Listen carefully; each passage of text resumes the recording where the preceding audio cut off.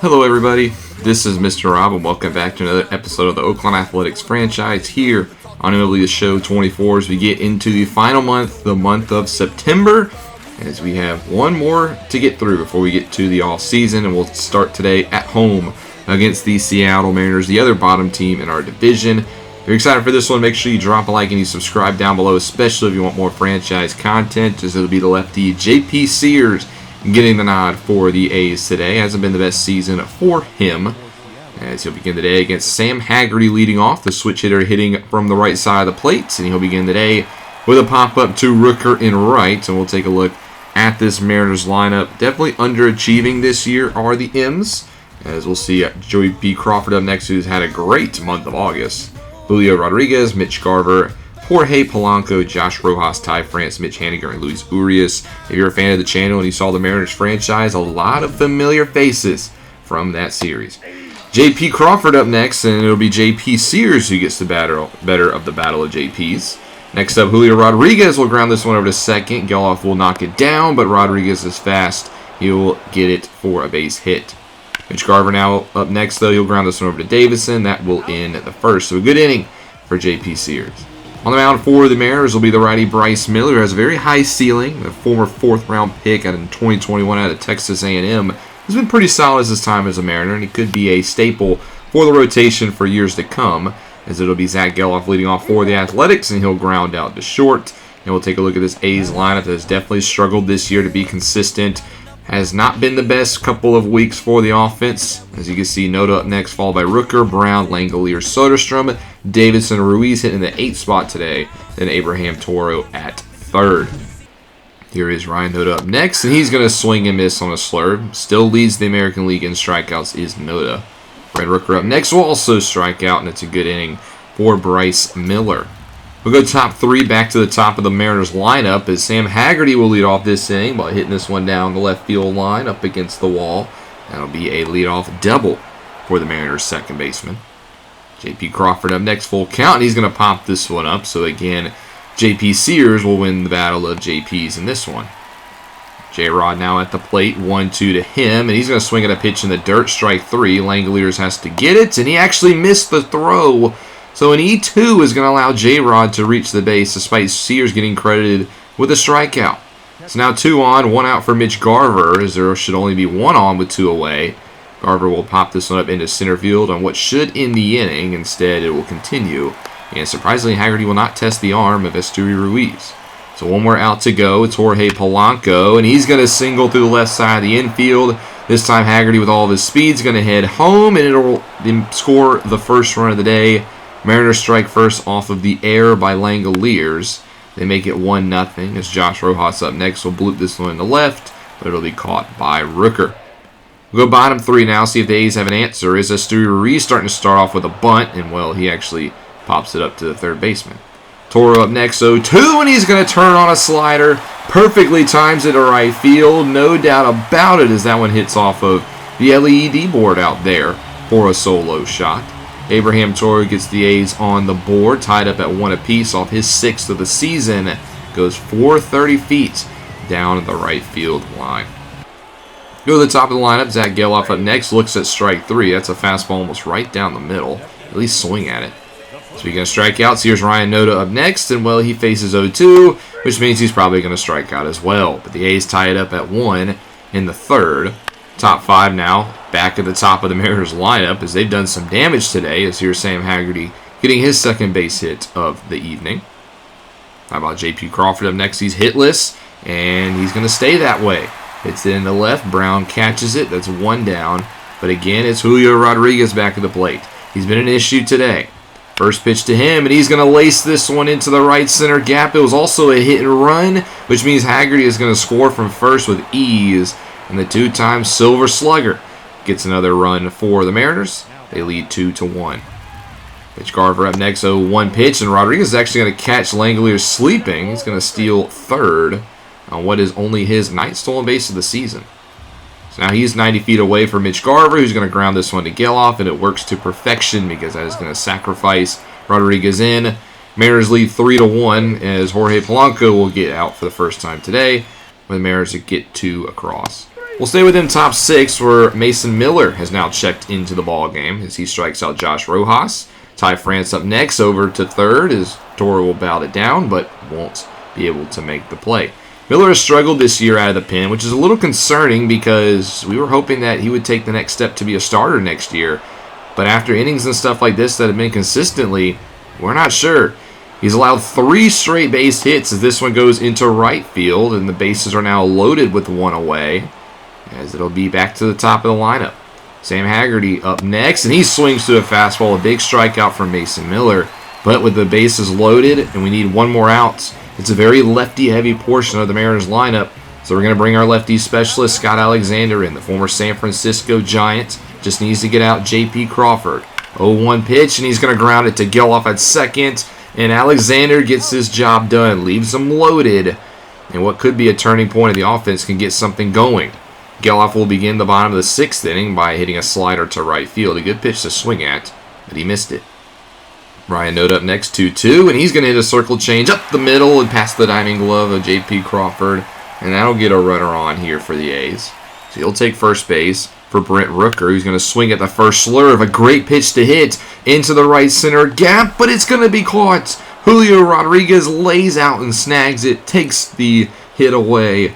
Beautiful defensive play by J-Rod. So now it's 2 down for Seth Brown. He's going to turn on a fastball, hit it to almost the same location, but this time out of the reach of Julio Rodriguez. And with 2 outs, Noda is going all the way from first base, and the throw will not be there. And the A's get 1 back off an RBI double from Seth Brown.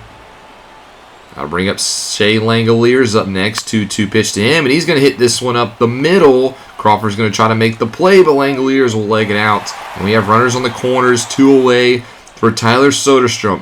A big spot for the young DH, and he delivers. Slurve into right center, gets down for a base hit. That'll tie the game up at 3 apiece. And runners still stay at the corners. And that will knock Miller out of the ball game. They'll come in and replace him with Jonathan Diaz, the former Los Angeles Angel, who hasn't had the best season. He's a lefty, and he's going up against the righty in Logan Davidson. A big spot for the rookie, and he checks his swing, and that'll be strike 3. But the A's tie it up at 3 apiece, and we'll turn it over to Trevor Gott to try to keep it that way. He's had a good season, probably been our best reliever so far this year, as he begins his day against Julio Rodriguez, and he will pop that one up into center field, where it will be caught by Ruiz. Next up, Mitch Garver. 1 pitch to him, and he hits it off the foot of Gott. Over to third, Toro trying to make the play. He won't be able to. Gott seems okay. He'll stay in the ball game.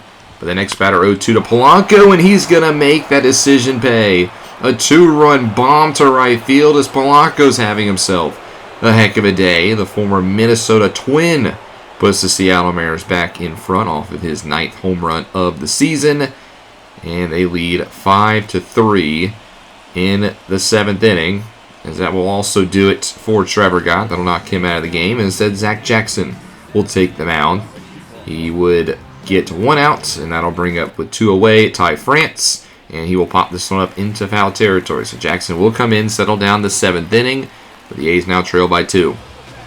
We'll go into the 8th, where Gabe Spire will come in out of the pen for Seattle. The lefty starting off against the lefty Ryan Noda. And Noda will hit this one into left. No, he will not. J.P. Crawford, the former Gold Glove, with an amazing jumping grab. Robs a base hit for Noda, and then Rooker will strike out on the away changeup. Nice pitch by Spear. And Seth Brown up next will hit this one into left field. Gets jammed on a sinker. However, this one's going to land for a base hit. A little bloop single there for Seth Brown. Keeps the inning alive. And that puts a nice matchup for Shea Langoliers, who perfectly times one into left field. And that's back-to-back base runners here for the A's. Not going down lightly. Tyler Soderstrom, he's come up clutch once today, having himself a 2-for-3 day up next. And he will just dribble this one over to second, where Haggerty will make the play. A's leave 2 on. We'll go to the 9th, where our September call-up, Danny Jimenez, is getting his first look at the majors. He was very good down at AAA this season. You can see his numbers from last year with the big league club. Pretty solid again, so he's gotten this opportunity. He'll get the 9th inning, starting off with J.P. Crawford, and won't start off that well, as J.P. will single into right field for his first base hit today. Julio Rodriguez, who's had himself a nice day up next, he grounds this one down the third base line in an awkward play, as that eats up Toro. Might have hit the third base bag.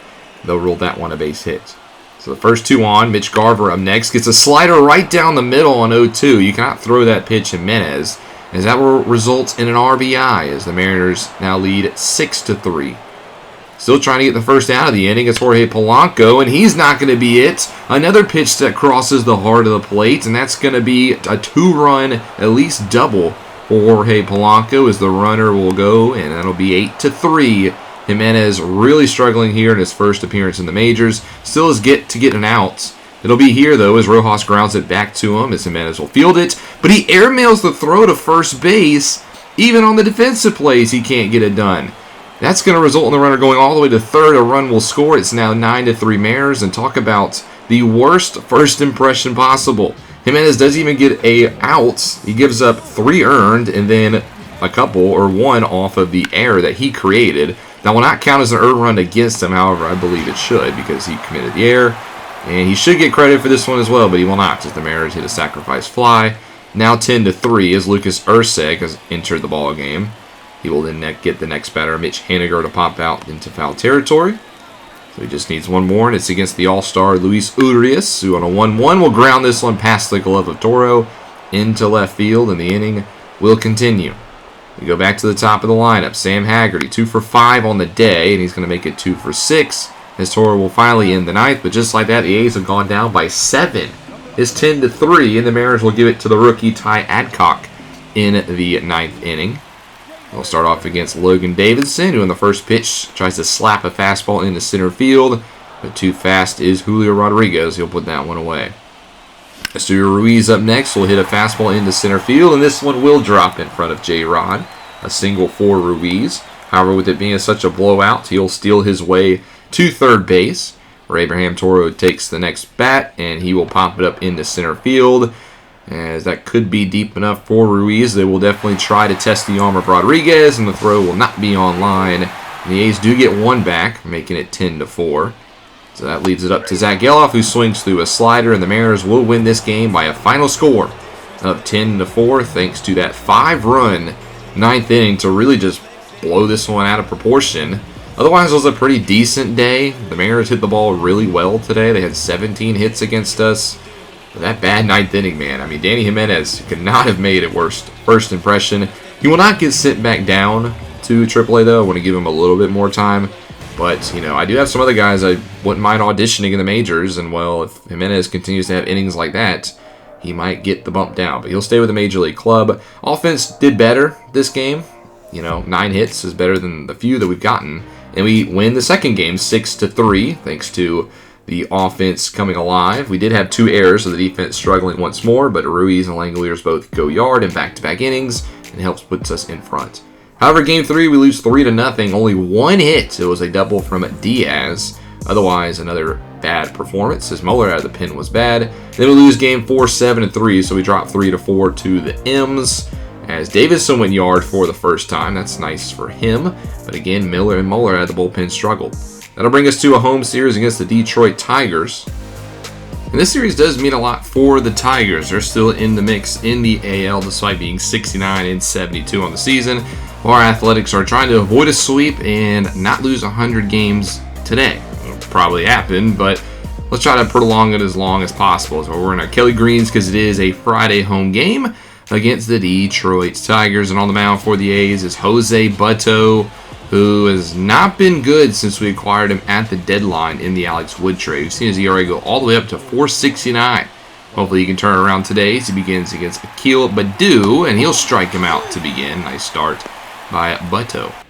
Matt Vierling's hitting second for the Tigers today, and he's going to hit this one into right center field, and it's going to drop for a base hit. So that'll be 1 on here in the top of the first for Riley Green, who first pitch swings at a pass ball and pops it into center, where it will be caught by Esteury Ruiz. And we'll take a look at the Tigers lineup. We've already seen the first 3.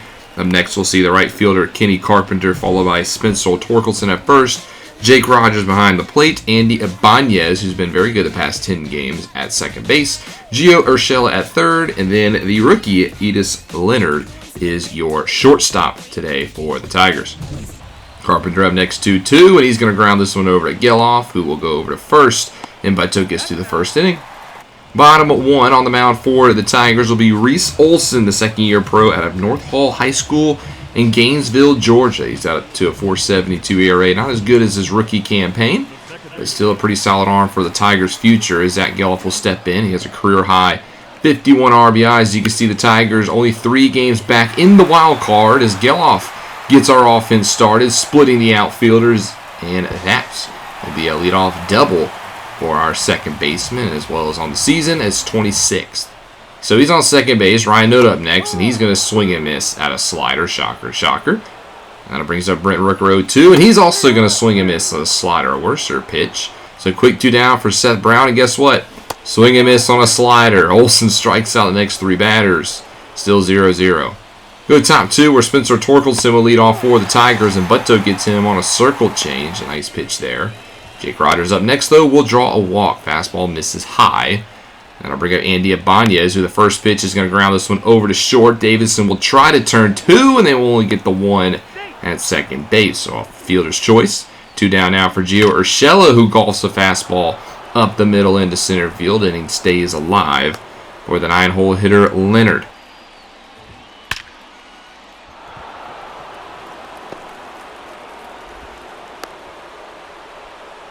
So 2-2 count to Leonard, and he's going to crush a fastball that was given right down the heart of a plate into center field, and Ruiz will jump but can't get it. Rooker will range over, and that's going to be a bases-clearing triple for Edis Leonard, his first triple of the season. Leonard is a rookie out of the Dominican Republic, acquired at last year's trade deadline. He puts the Tigers up 2-0, as this will be a foot race over to first, and it will end the second inning.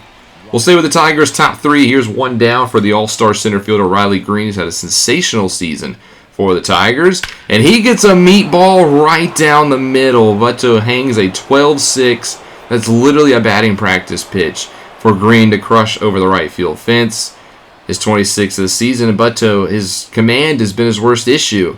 And it's been on full display here, just giving up pitches right down the middle.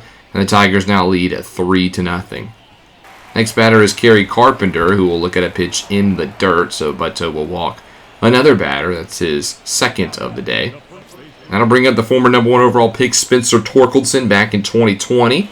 He struck out back in the second, and he's going to draw a walk here. Curveball way too high, and that's the second straight walk.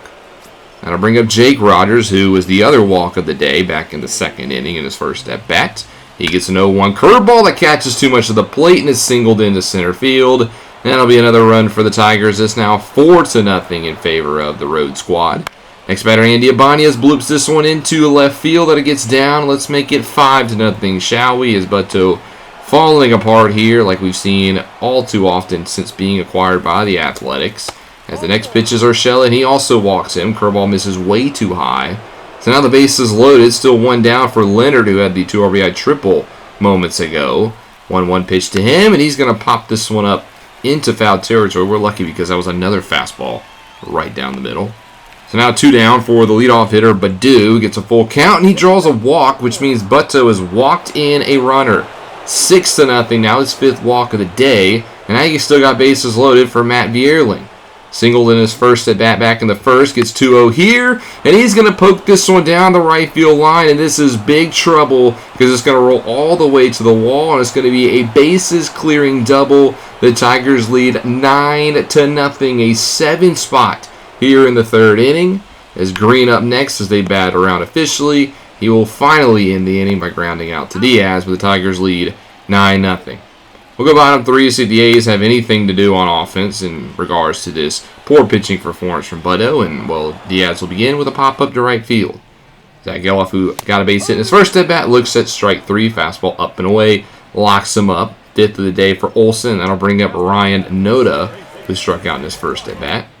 1-0 pitch to him, and he pulls a sinker into right field for a base hit. It's a nice piece of hitting there by the first baseman. And he stays alive for Brent Rooker. First pitch to him, fastball, he turns on it. Deep center field, Rooker's so good at this pitch, but it stays in the ballpark just barely, and that'll end the 3rd. Joey Estes will come in the 4th. Yes, he's usually a pitcher, but, you know, we're going to use him out of the bullpen because our bullpen is extremely tired. So hopefully Estes can go a couple of innings, but he begins the day by giving up a single up the middle to Kerry Carpenter. That'll bring up Torkelson up next. 1-1 pitch, and he's going to sky this one to center field, but gets underneath it just a little too much, as that'll be the first out of the inning. So next up will be the catcher, Jake Rogers. 0-1 pitch, and he's going to ground this over to Geloff. That's 4, that's 6, and that's 3. So Estes does get the 1-2-3 inning after all. He goes a couple of innings, and Mason Miller will then come in out of the bullpen. So Joey Estes did a good job. He's been very good as a rookie. Miller has not been very good this season, despite him having high hopes in the bullpen and potentially graduating to the starting rotation. And, well, it continues today. Leadoff base hit, and then a ball 4 that should have been a strike completely, but it's not. So 2 on, nobody out for Spencer Torkelson, who does get called on strike 3. So nice pitch there by Miller. And that'll bring up Jake Rogers, who has an RBI already today. Full count pitch to him, and he ropes one into left, but it's right at Brown, and that will be an out. Now, Mason Miller is also tired because he's had a lot of work in the previous series, so we're going to bring in Trevor Gotts to try to get the final out of the inning and strand the final 2 runners, as he has a 3.77 ERA. But he will not do that. Andy Ibanez rips one to left field and out of here. A 3-run shot for the Tigers. They now lead at 12-0 off the 12th homer for Ibanez this season, which means we've officially reached the Little League mercy rule, which means we're going to go to the end of this one because this is an extreme blowout at the Coliseum, and it's going to stay that way. The Tigers win at 12-1. We did have an RBI in the 8th inning, thanks to a sacrifice fly from Ruiz, but ERA now up to 5.13. We do win Game 2, though, 2-0. We get a great pitching performance out of JP Sears, a complete game. And then in the third game, we lose 4-3, so we do drop the series to Detroit, but we stay out of the 100-loss total for now, which is awesome, at least for that. And that takes us to the next episode, where we will start our final full long road trip of the season. We'll have 3 games at Houston and then 3 games in Chicago against the White Sox as we get closer and closer to the end of the season, as that should be coming in the coming weeks and into the offseason. I know it's been a long year, number 1, for this squad, but it's to be expected. We're not a good team, and I can't wait to start the process of getting this team better. But hope you guys enjoyed this episode. If you did, make sure you drop a like and you subscribe down below, especially if you want more franchise content. This is Mr. Rob, and I'll see you in the next one.